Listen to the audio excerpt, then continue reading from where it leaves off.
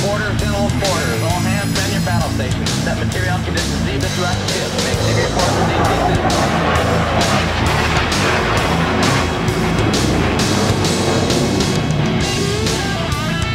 Halo historian, gimana nih kabar kalian? Semoga baik-baik aja ya. Selamat datang di kapal USS Nimitz, kapal induk Amerika Serikat yang katanya paling lama beroperasi di medan pertempuran. Sekarang sebelum kita melanjutkan videonya, mari kita sambut dulu ya bintang tamu kita hari ini. Halo Pak, apa kabar? Pak Bama. Hello my friend, how are you? Baik Pak, makasih. Oke, video kali ini saya akan membahas salah satu pesawat serang Angkatan Laut Amerika Serikat. Pesawat yang rencananya akan menjadi pesawat siluman untuk menambah dukungan daya gempur serangan Angkatan Laut Amerika Serikat di berbagai macam operasi militer. Pesawat yang dirancang untuk menghindari deteksi radar, terbang tanpa lawan ketahui, menyerang tanpa musuh sadari.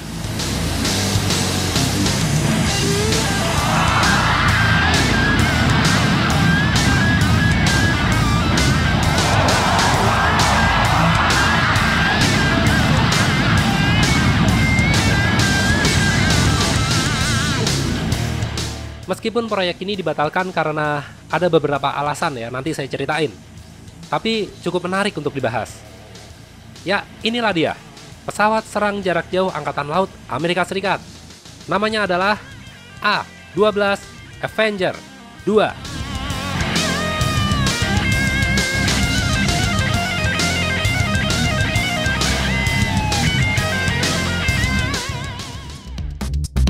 Pada bulan Oktober 1983, itu adalah momen di mana Angkatan Udara Amerika Serikat mengoperasikan pesawat serang berteknologi siluman pertama di dunia. Kalian pasti tahu dong pesawat apa? Ya, Lockheed F-117 Nighthawk. Pesawat siluman revolusioner yang mengubah taktik serangan dukungan Angkatan Udara Amerika Serikat dari yang awalnya menyerang dengan brutal menjadi diam-diam, yang penting mematikan. I like that. Tapi, selain Angkatan Udara Amerika Serikat, ternyata di tahun yang sama, Angkatan Laut Amerika Serikat juga pernah menginginkan pengembangan pesawat serang siluman yang digadang-gadang akan menjadi pesawat serang darat andalan mereka di masa yang akan datang. Sejarah pengembangan A-12 Avenger 2 ini dimulai dari sini, yaitu pada tahun 1983. Kala itu Angkatan Laut Amerika Serikat memulai program ATA, atau singkatan dari Advanced Tactical Aircraft, guna menciptakan pesawat serang siluman jarak jauh yang rencananya dapat lepas landas dan mendarat di kapal induk. Pesawat yang nantinya akan menggantikan posisi A-6 Intruder pada tahun 1994 mendatang. Lalu pada bulan November 1984, dua tim perusahaan penerbangan ditawarkan untuk berkompetisi mengembangkan dan merancang desain program ATA ini. Dua tim tersebut adalah McDonnell Douglas yang bekerja sama dengan General Dynamics dan tim gabungan Northrop, Grumman, dan Ford. McDonnell Douglas dan General Dynamics berhasil memenangkan kontrak ini pada 13 Januari 1988. Mereka diberikan kepercayaan untuk meneruskan pengembangan pesawat serang siluman A-12 ke tahap lebih lanjut agar bisa diuji coba penerbangannya pada Desember 1990. A-12 diberi nama sebagai Avenger 2 sebagai penghormatan pada pesawat pembom torpedo Angkatan Laut Amerika Serikat pada era Perang Dunia Kedua, yaitu Grumman TBF Avenger. Jika kita melihat spesifikasi pesawat ini berdasarkan cetak birunya, A-12 Avenger 2 memiliki berat bersih sekitar 17.690 kg dan berat maksimum untuk mengudara tidak boleh lebih dari 36.000 kg. Lalu, untuk ukurannya, panjang 11,53 meter, tinggi 3,43 meter, dan lebarnya 21,41 meter. Pesawat ini diawaki oleh dua orang, yaitu satu pilot yang berada di depan untuk mengemudikan pesawat, dan satu lagi yang duduk di belakang adalah navigator pemboman. Kemudian, pesawat ini sanggup menampung senjata dengan total berat sekitar 2.500 kg. Umumnya ya, senjata yang bisa dibawa adalah 2 rudal pertempuran udara AIM-120, 2 rudal serang darat AGM-88, dan bisa juga membawa bom presisi tipe GBU secara internal maupun eksternal. Masih banyak sebenarnya jenis senjata yang bisa dibawa oleh pesawat ini, termasuk sanggup membawa senjata nuklir tipe B-83 1,2 megaton. Mesin yang digunakan sebagai pendorongnya adalah dua mesin turbofan General Electric F412 GE D5F2 dengan kekuatan dorong sebesar 13.000 lbf di masing-masing mesinnya. Nah, kalau soal kecepatan, sebenarnya ya pesawat ini tidak terlalu cepat, hanya secepat 980 km per jam. Mampu mencapai ketinggian 40.000 kaki, jarak operasional untuk tempurnya ya sejauh 1.500 km.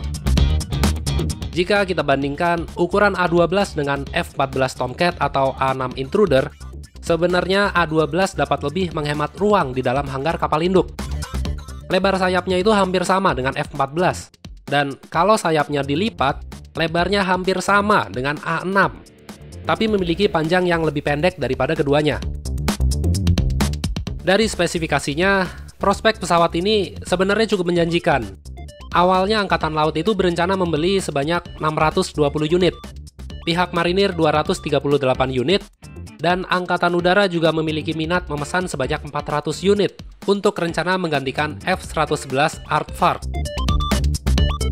Selain untuk kebutuhan Angkatan Bersenjata Amerika Serikat, A-12 juga sempat dipromosikan untuk kebutuhan Angkatan Udara Inggris menggantikan posisi pesawat Panavia Tornado. Namun, seiring dengan adanya beberapa revisi dari para petinggi Angkatan Laut, penambahan material, perubahan desain yang berulang kali, masalah teknis, dan ribetnya pengadaan barang, membuat biaya pengembangan A-12 juga semakin bertambah. Produksi untuk setiap unit pesawatnya menjadi lebih mahal 70% dari yang semula dijanjikan. Ditambah lagi, karena perubahan desain dan penambahan material, jelas membuat bobot pesawat menjadi 30% lebih berat. Performa pesawat dipastikan menjadi berkurang. Konsumsi bahan bakar juga pasti lebih boros. Pokoknya, desain A-12 yang semula dijanjikan oleh McDonnell Douglas dan General Dynamics sudah berubah dari proposal awal. Karena banyaknya perubahan-perubahan inilah yang mengakibatkan terhambatnya mereka untuk menyelesaikan pengembangan pesawat ini tepat pada waktunya. Sampai-sampai Menteri Pertahanan Amerika kala itu yang bernama Dick Cheney sempat meminta alasan kenapa proyek ini harus dilanjutkan. Tapi pada akhirnya, dia harus memutuskan untuk membatalkan proyek ini pada 7 Januari 1991. Karena McDonnell Douglas dan General Electric dinilai telah melanggar perjanjian kontrak.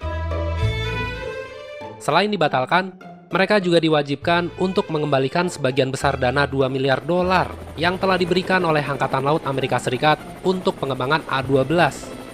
Wow, that's a lot of money. Hal ini jelas sangat merugikan pihak mereka, terutama McDonnell Douglas. Mereka udah capek-capek desain, mengembangkan, merevisi sesuai bacot para petinggi Angkatan Laut, abis-abisan lah. Tapi akhirnya dibatalin, disuruh bayar ganti rugi pula. Ya udah, gara-gara itu, pada tahun 1997, mau nggak mau, McDonnell Douglas harus merger dengan pesaing mereka, yaitu Boeing, supaya bisa untuk mengembalikan dana kepada pihak Angkatan Laut. Nah, meskipun begitu, pihak kontraktor terus-menerus mengajukan banding, meminta keringanan dari tahun 1991 sampai akhirnya pada Januari 2014, Pengadilan Federal AS memutuskan kasus ini diselesaikan dengan Boeing dan General Dynamics setuju untuk membayar masing-masing $200 juta aja. Setelah dibatalkan proyek A-12, Angkatan Laut Amerika Serikat kemudian memutuskan untuk membeli FA-18 Super Hornet untuk menggantikan A-6 Intruder dan F-14 Tomcat.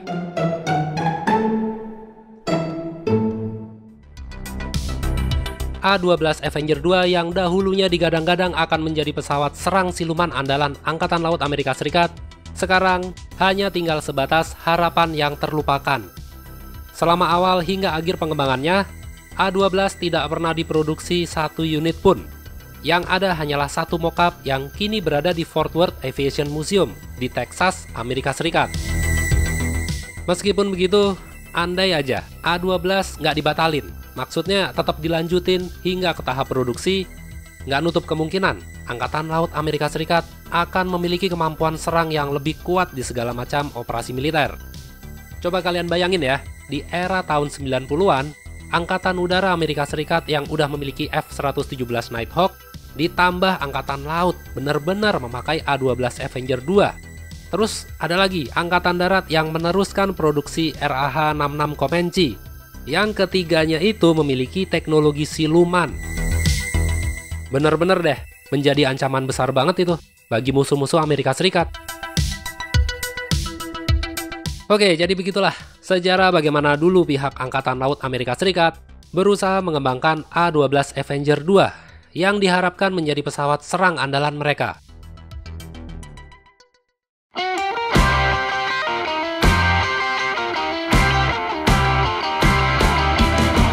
Seperti biasa ya, kalau ada yang salah atau ada yang kurang, silakan, nggak usah ragu-ragu, perbaikin aja di kolom komentar. Sekarang, saya mau duduk-duduk aja sih di sini sambil makan bareng sama Pak Bama. Makan apa, Pak? Sate. Asik. Sama apa? Bakso. Gimana rasanya? Mantap.